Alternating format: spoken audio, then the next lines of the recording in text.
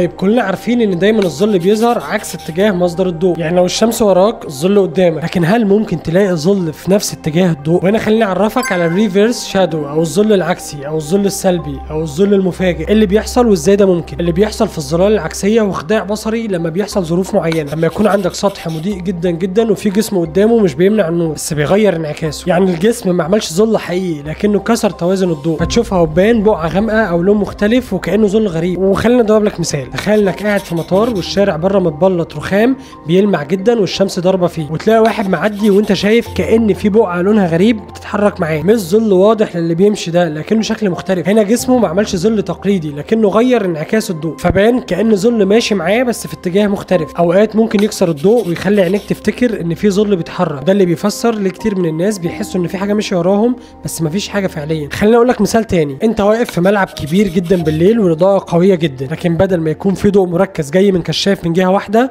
النور جاي من كذا مكان مختلف في الملعب كله. فلما جسمك او اي جسم يمنع جزء بسيط من الضوء المنتشر ده مش هيظهر ظل واضح ليك زي اللي بيظهر في الشمس، فتبان كأن فيها ظل بس ظل مضبب او مش واضح، مش مرسوم بوضوح زي الظل اللي بيظهر في الشمس. في الحفلات والمسارح لما بيكون في فوج ماشين او الآلة اللي بتطلع دخان صناعي وتدخل انت على المسرح تحت الكشاف، هتلاقي ان في خطوط ضوئيه معاك كأنها بقع ماشيه وبتمثل ظل بس مش ظل واضح، ودي اللي بتبقى مجرد انعكاسات او تلاعب في كثافه الضوء.